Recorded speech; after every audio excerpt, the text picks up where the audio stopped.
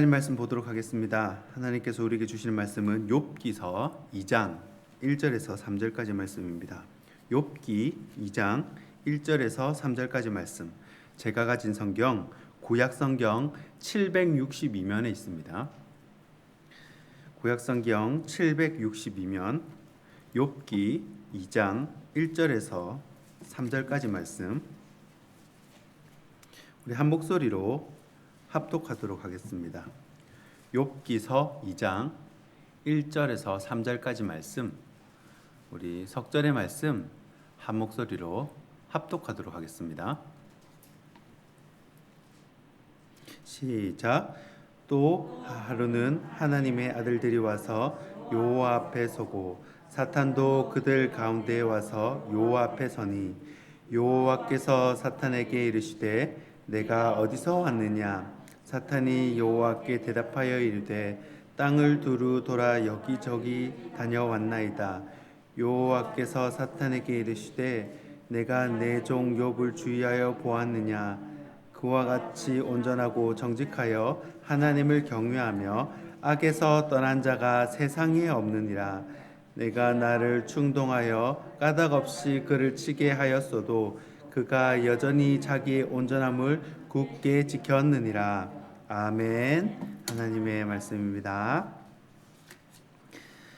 네, 오늘은 욥기서 첫 번째 시간입니다. 하나님이 인정하시는 사람이라는 제목으로 말씀을 나누도록 하겠습니다. 여러분, 욥 하면 떠오르는 단어가 무엇입니까?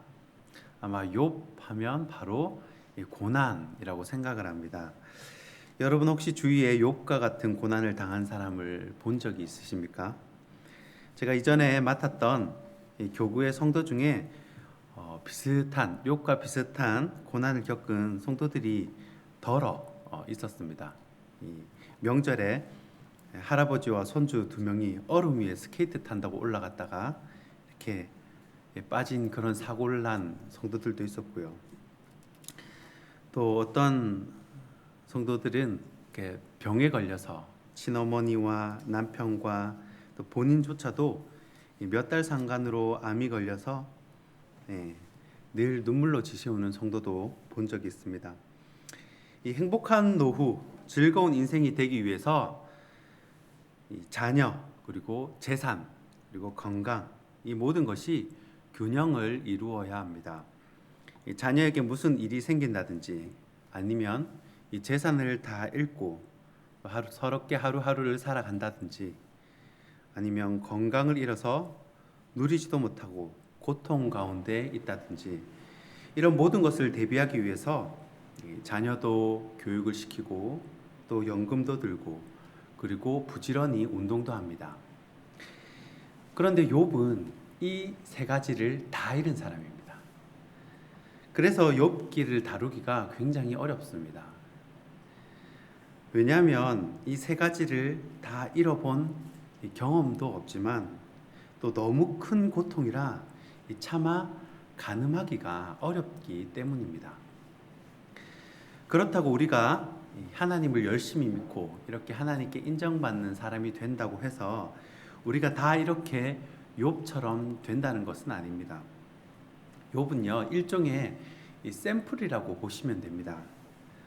믿는 사람은 이렇게 욥처럼 믿어야 한다. 욥처럼 살아야 한다. 이런 우리가 어떤 마음으로 하나님을 믿어야 하는지 그 샘플을 보여주고 있다는 것입니다. 그래서 오늘은 욥이 하나님께 어떤 부분을 인정받았는지 살펴보고 또 도전받는 시간이 되었으면 좋겠습니다. 이 첫 번째 욥은요, 온전하고 정직한 사람이었습니다. 이 3절 말씀입니다. 여호와께서 사탄에게 이르시되 내가 내 종 욥을 주의하여 보았느냐? 그와 같이 온전하고 라고 되어 있습니다. 온전하고 정직함. 자, 욥은 온전하고 정직한 사람이었습니다. 이 마태복음 5장 48절에도요. 그러므로 하늘에 계신 너희 아버지의 온전하심과 같이 너희도 온전하라 라고 말씀을 합니다. 이 온전하다 라는 말은 이 봄바탕이 그대로 고스란하다라는 거예요. 봄바탕이 변하지 않았다는 것입니다. 이 본바탕이 고스란하다라는 것은요, 우리가 하나님의 형상대로 지음을 받았는데 그 하나님의 형상대로 지음받은 본바탕 그대로라는 것입니다. 사람이라면요, 누구나 온전한 사람이 되길 원합니다. 그러나 이 생의 자랑 그리고 안목의 정욕으로 참 이 땅에서는 온전하게 살기가 쉽지가 않습니다. 왜냐하면 사람의 본성을 거슬러야 하기 때문입니다. 욥은 하나님께서 온전하다라고 인정을 해주십니다. 여러분, 그렇다면 이 정직은 무슨 말입니까? 이 마음에 거짓이나 꾸밈이 없이 바르고 곧은 사람을 말합니다. 저는 아기를 참 좋아합니다. 어린이도 참 좋아합니다. 이유는 이 꾸밈이 없기 때문입니다. 속이 투명하고 깨끗하기 때문입니다. 아이들은요, 사람이 어떠함을 평가하지 않습니다. 어린아이들은 이 어른이 가난하다든지 부하다든지 그런 것을 따지지 않습니다. 가방끈이 길고 짧음을 따지지 않습니다. 권력이 있고 없음을 전혀 볼 줄도 모릅니다. 그냥 자기를 좋아해 주면 아이들도 함께 좋아해 줍니다. 이 순수함, 세상에 때가 묻지 않은 사람, 맑은 사람을 말합니다. 얘기를 해도요, 음흉함이나 그런 계략이나 어떠한 의도가 없는 이 맑은 사람, 하나님도 이런 사람을 좋아하신다라는 것입니다. 이 정직 때문에 어떨 때는 손해 보기도 하고 또 심지어는 계산력도 없어 보이고, 다니엘이 그랬죠.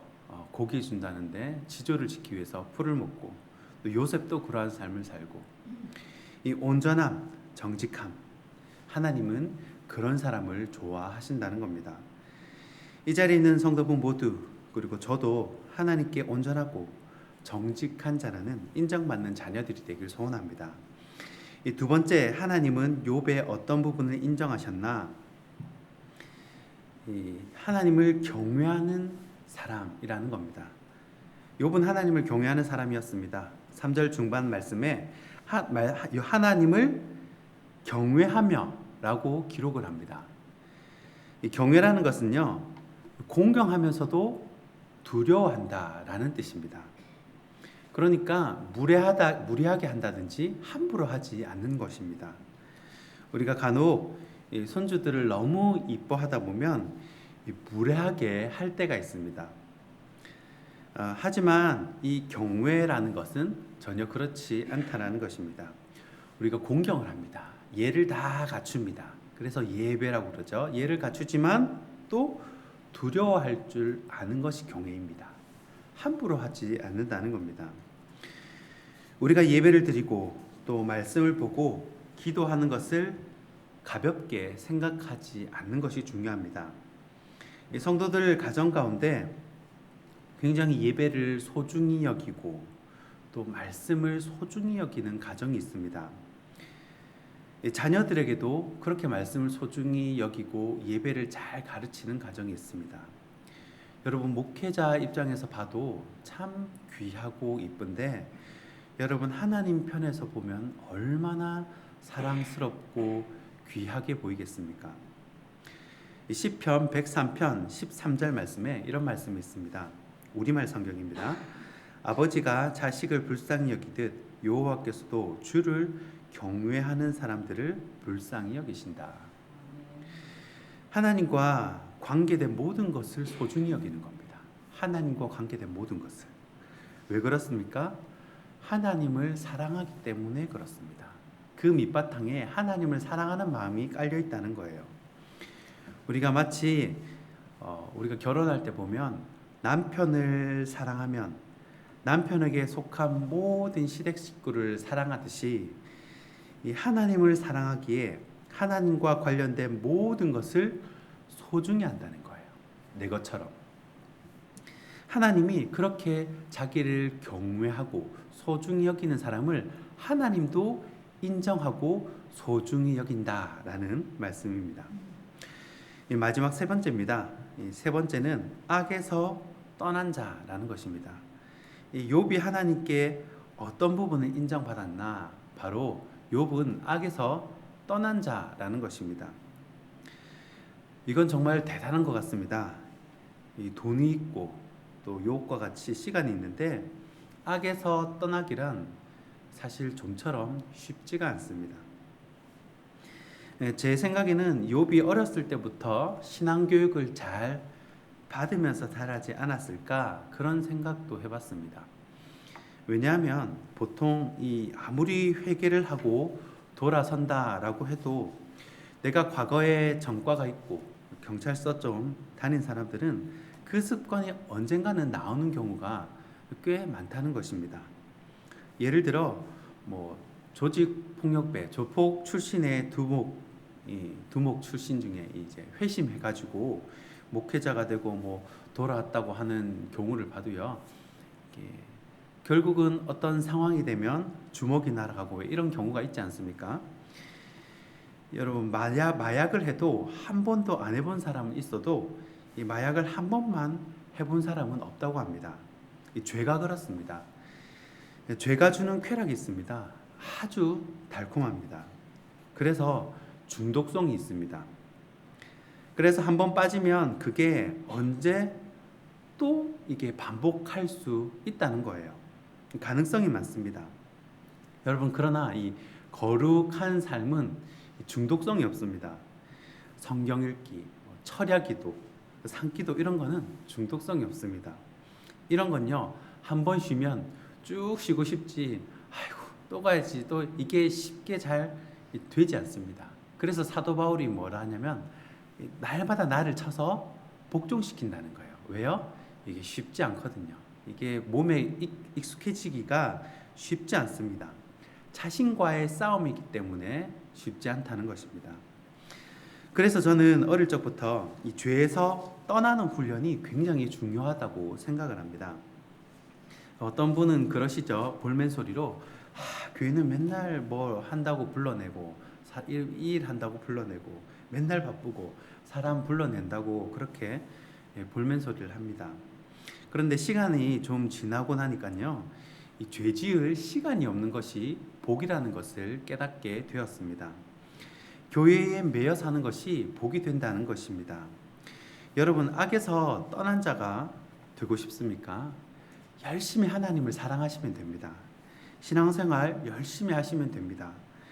지루하고 힘들고 또 내가 여기 왜 있나 라고 그래도 그게 복된 것은 바로 악의 자리에서 떠났기 때문에 복되다는 것입니다. 최소한 죄의 자리에 가지는 않았기 때문입니다. 저와 여러분 모두가 일평생 악에서 떠난 욥과 같이 되기를 진심으로 소원합니다. 말씀을 정리합니다. 하나님이 인정하신 세 가지를 살폈습니다. 온전하고 정직한 것, 그리고 욥은 맑고 깨끗한 사람이었습니다. 그리고 하나님을 경외하는 사람이었습니다. 하나님과 관련된 모든 것을 함부로 대하지 않고 소중히 했다는 것입니다. 마지막으로 악에서 떠난 사람입니다. 여러분 죄의 삭은 사망입니다. 그래서 중독성이 있어요. 유혹하기 위해서 굉장한 중독성이 있습니다. 그렇기 때문에 여러분 죄 지을 시간이 없는 것이 결국은 돌아보면 복입니다. 교회 어쨌든 나오는 것이 복이고요. 교회에 매이는 것이 복이고 어쨌든 하나님을 사랑하고 신앙생활을 열심히 하는 것이 돌아보면 복이라는 것을 깨닫게 됩니다. 이 세 가지를 기억하시고 하나님의 인정을 받는 저와 여러분이 되길 주님의 이름으로 축원합니다. 기도하겠습니다.